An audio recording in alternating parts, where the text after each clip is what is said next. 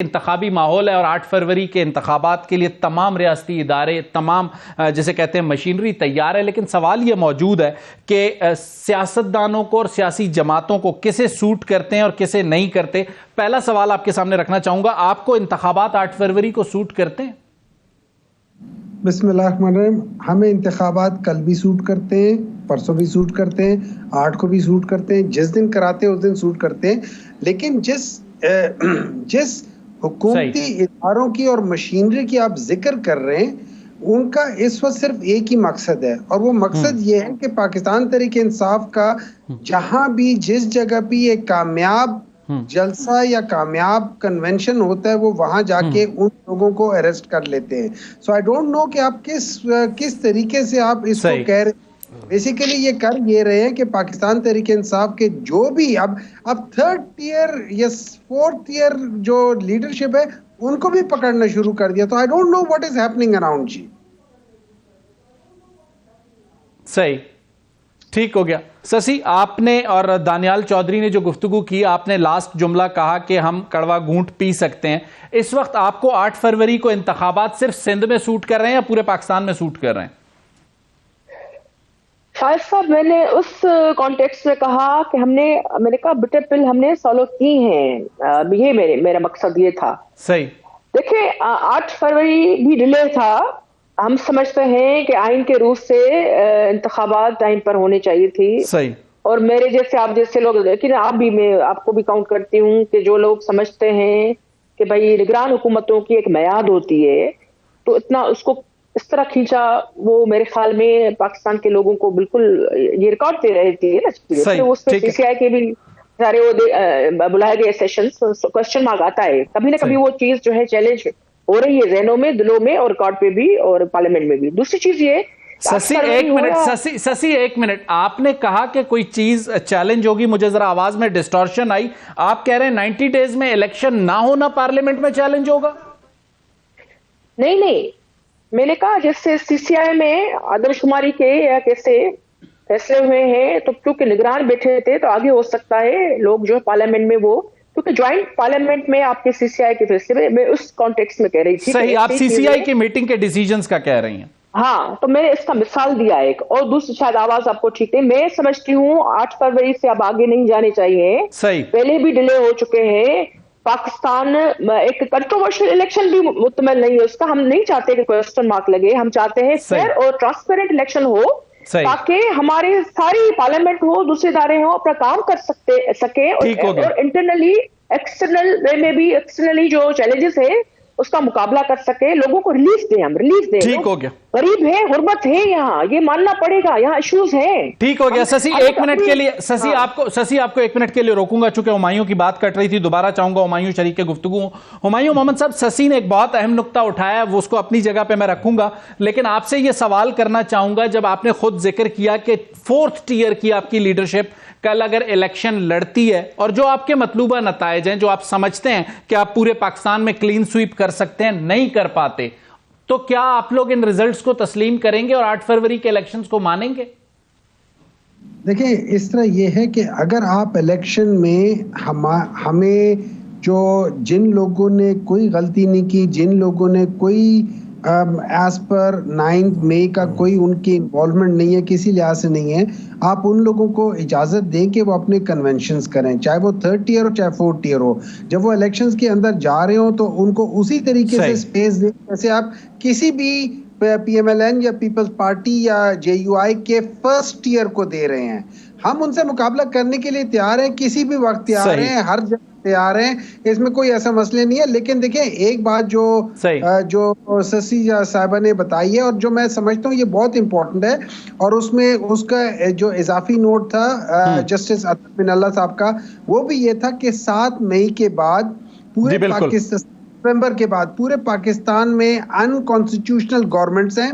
पाकिस्तान में कोई कॉन्स्टिट्यूशन नहीं है। पंजाब और KP में मार्च 2023 के बाद से कोई कॉन्स्टिट्यूशन नहीं है। बिल्कुल ठीक है, वो आपका पॉइंट अतर मिनल्ला साहब वाला इजाफी नोट हमारे सामने है। लेकिन मेरे एक सवाल का जवाब हुमायूं साहब दीजिएगा। वो सवाल ये, आपने कहा कि जो लोग 9 मई जैसे वाकयात में मुलव्विस नहीं है, तो आप ये कहना चाह रहे हैं जिनके खिलाफ अगर मुकदमात मौजूद हैं उन्हें रोका जाता है तो आपको कोई एतराज नहीं है? देखिए, इस तरह ये है कि उन्हें उन लोगों ने रोका जाता का मतलब ये है, अगर उनको उन्होंने बिहाइंड द बार्स रखा हुआ है और उन पे केस चला रहे हैं, वो खैर कोई बात नहीं, वो बिहाइंड द बार्स हो। लेकिन जो शख्स जैसे फॉर एग्जांपल दीर में होता है या जैसे बाजवड़ में हुआ है, आप बाजवड़ में एक आम एक जलसा हुआ है, बहुत ज्यादा हुआ है, और फिर नौशहरा में जो है तो उसका फॉल आउट क्या हो रहा है? उसमें फॉल आउट ये हो रहा है कि जितने भी वहां पे लोगों ने तकरीरें की हैं, सबको उठा के पकड़ के लेकर जा रहे हैं। अच्छा, उनके खिलाफ किसी के खिलाफ FIR वो अपर चतराल में कट रही है, किसी के खिलाफ कहाँ कट रही है, किसी के खिलाफ कहाँ कट रही है, पुलिस पकड़ के उनको वहां लेकर जा रही है। मतलब मुझे समझ नहीं आ रही ये इस वक्त की जो KP की गवर्नमेंट है ये चाहती क्या है, करना क्या चाहती है? क्या ये चूंकि वहां के जो गवर्नर वगैरह वो तो मौलाना फजल रहमान के लिहाज से है, वहां के जो चीफ मिनिस्टर हैं वो भी इसी लिहाज से इन लोग वो है, तो क्या चाहते क्या है? और ये लोग करना क्या चाहते हैं? अगर ये इसी लिहाज से करना है तो पर ठीक है, बाकी सब आपका पॉइंट आया। हुमायूं, आपका पॉइंट आ चुका है। आपने केयरटेकर गवर्नमेंट के रोल को क्वेश्चन किया, गवर्नर के रोल को क्वेश्चन किया। दानियाल चौधरी साहब, आपकी तरफ आऊंगा। अगर इंतखाबात होते हैं और इंतखाबात के नतीजे में भी पॉलिटिकल और इकोनॉमिक स्टेबिलिटी नहीं आती तो क्या आपकी गवर्नमेंट फॉर्म होके मियां साहब चौथी बार वजीर आजम भी बन जाएंगे? देखिए जी, पॉलिटिकल स्टेबिलिटी भी आएगी, चीज़ें भी आगे बढ़ेंगी और पाकिस्तान की मैशत भी बेहतर होगी।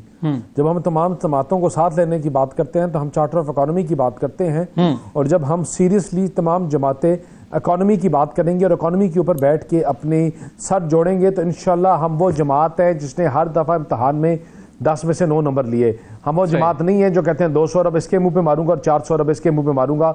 हमने डिलीवरेंस की सियासत की है, हमने डिलीवर किया है, बार बार डिलीवर किया है, और इंशाल्लाह चौथी दफा वजीर आजम बन के हम फिर डिलीवर करेंगे। इस मुल्क को मुश्किल बहरानों से निकालेंगे, इस मुल्क को तारीखियों से निकालेंगे, एक अच्छे रास्ते पर चलाएंगे और फिर इंशाल्लाह अपनी सियासत खेलेंगे। दानियाल, एक छोटा सा सवाल लगाएंगे। दानियाल, एक छोटा सा सवाल ले लीजिए, कोशिश होगी कि जी एक छोटा सा सवाल ले लीजिएगा। आपने बात की चार्टर ऑफ इकोनॉमी की, चार्टर ऑफ डेमोक्रेसी आपके और पीपल्स पार्टी के दरमियान हुआ था, तो फिर बजाय चार्टर ऑफ इकोनॉमी करने के ग्रैंड नेशनल डायलॉग कर लें, पाकिस्तान पीपल्स पार्टी को भी बुला लें, बैरिस्टर गौहर को भी बुला लें, उन पे कोई मुकदमात नहीं है।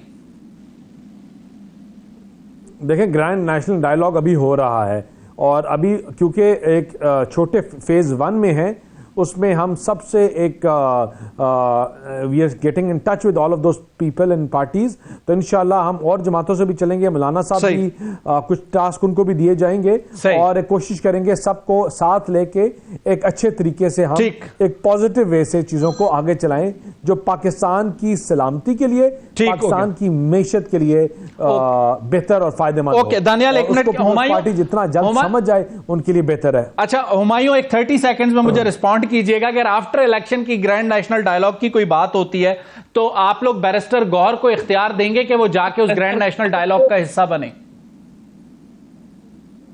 देखिए जी, वो इस वक्त पाकिस्तान तहरीक इंसाफ के इलेक्टेड चेयरमैन हैं। ऑब्वियसली थोड़ी बहुत उनके पास मतलब ये सारी चीजें तो वो आराम से कर सकेंगे, और आई एम श्योर कि इसमें उनको जो हमारे साहब का चेयरमैन है, जो कप्तान है, उनको पूरी ब्लेसिंग्स होंगी कि जो वो डिसीजंस लेना चाहते हैं वो ले on behalf of the party in terms of political. वो है कि जो अनसर्टेनिटीज हैं पाकिस्तान में उनको ठीक करें। लेकिन देखिए, बात ये हो जाती है, ये कह देना कि जी हम लोग चार्टर ऑफ इकोनॉमी की बात कर रहे हैं। अगर आप इस दुनिया के जितने भी इंटरनेशनल इकोनॉमिक फोरम्स हैं, अनफॉर्चुनेटली वो सारे के सारे इनके जो मेन इकोनॉमिक हिटमैन कह लें उसे, या जो कह लें इसाक डार है, उनके बारे में किसी के व्यूज जो है वो सही नहीं है। वो सब कहते हैं कि वो फिगर्स फर्ज करते हैं।